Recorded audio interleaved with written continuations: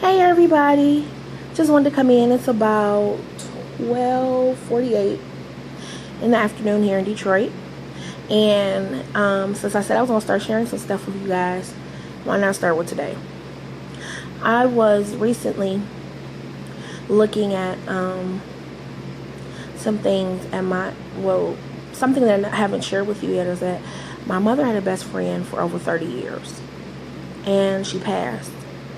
And it's been very hard for me because they've been friends longer than I've been alive. So that's all I ever knew was her as my aunt or whatever. But so it's been very hard. It's been very hard coping with the fact of not having someone that you see on a regular basis. Sometimes when it's relatives that are distant, you say, oh, wow, I'm so sad, but you're able to cope with it a little bit more. I'm not trying to sound mean or anything, but distant relatives, you're usually able to cope with a little bit more. Those you ain't seen in like years or whatever, you're sad that they're gone, and but you can kind of, I don't want to say move on, but you can kind of cope with it. I guess that's the best way to put it. You can cope with it better.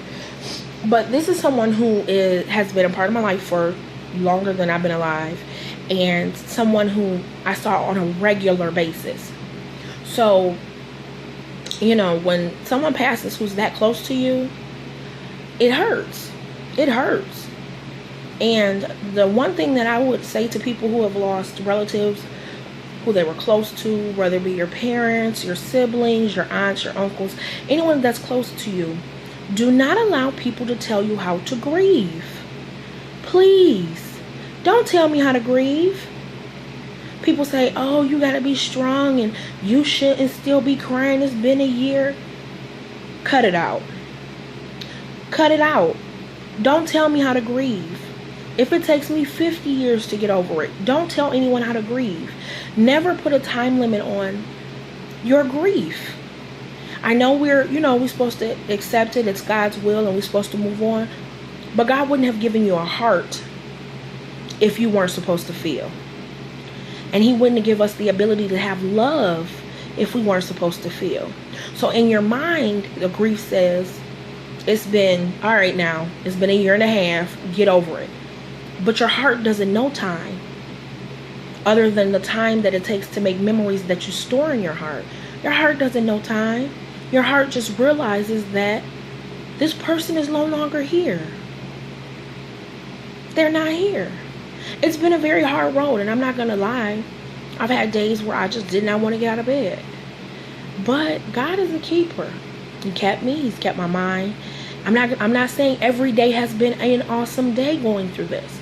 But it's been okay. I've had ups. I've had downs. It's been okay.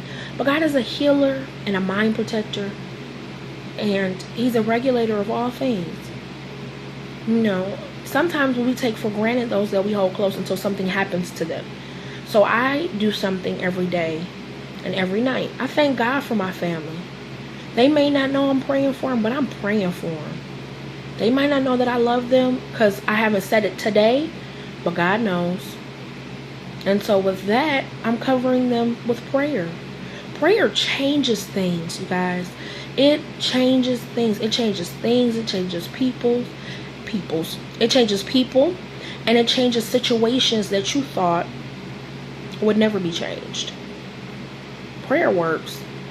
But don't forget to tell people you love them, because when the grief happens and you go through a situation where you lose someone and the family gets together, it's always that one person, y'all know y'all got an auntie, an uncle, or cousin who don't come around at all and gets everybody's phone number at every funeral, and it says, we gotta do better. Well, we was together last night at auntie house. Where was you at? Or we've been talking on the phone for the last month, but where was you at? People, how do people do that? They come into a situation talking about something. We gotta do better. We don't need to see each other like this again. Well, this is the only time you buy a ticket to come to the city. Thank you. Stop doing that. That's messy. Just get people phone numbers and start calling them. Start checking on them. If you don't like talking, text. You can write one text message and send it to 60 people. You can write one email and send it to 60 people. You can write one status on Facebook and tag everybody. You can tag people on Twitter, Instagram. You can tag people with one message that will let them know that you're thinking about them and that you love them. And even if you don't love them, you need to. How you gonna get to heaven? I love my enemies. I don't know who they are, but I love them. Because, you know, they say God prepares a place for you to eat in front of your enemies. You got to love them, because you know what I'm saying? Like, you gonna sit in front of them. He gonna show them what you're doing. Come on, y'all. Let's get it together. Life is too short. It's too short. My mom always say caskets come short and long. And they do. Young people are dying. Older people are dying. People who are middle-aged. People are leaving this world, y'all. God is not playing with us. He ain't playing with us. He's taking his soldiers home. He's taking them out of misery. You wonder why all the good people gone? Because he's taking them.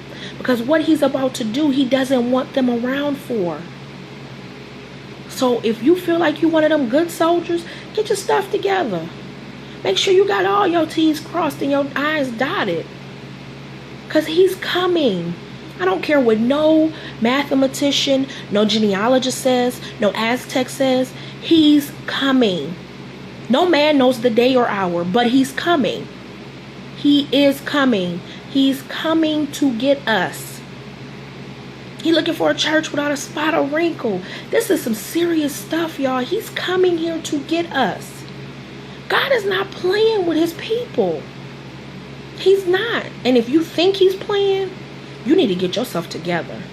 And I'm not throwing any stones at your glass house, because my glass house, some windows just got repaired. But you have to understand that when God tells you to do something, you have to move. When he tells you to speak, you have to speak. And when he tells you to grow, you have to grow. Sometimes we get into such a predicament where we don't want to change. We're so afraid of change. I'm one of them people. I'm afraid of change. But I have got to let it go. And I've asked God to help me not letting change happen go. Some things I'm willing to change, you know, houses I'll change, clothes I'll change, shoes. But sometimes the important things you need to change. It's just what it is. Life will never be the same once you change. But isn't that what life is about? Growing and changing and loving and learning. I'm also going to start posting some of my poems that I have written. And I'm going to be reading them, and I hope that you will enjoy them. I didn't mean to rant, but I just wanted to come in and say some things that were on my mind. So, from now on, at the end of my videos, I will always say, goodbye, my sugars. I love you. Talk to you later.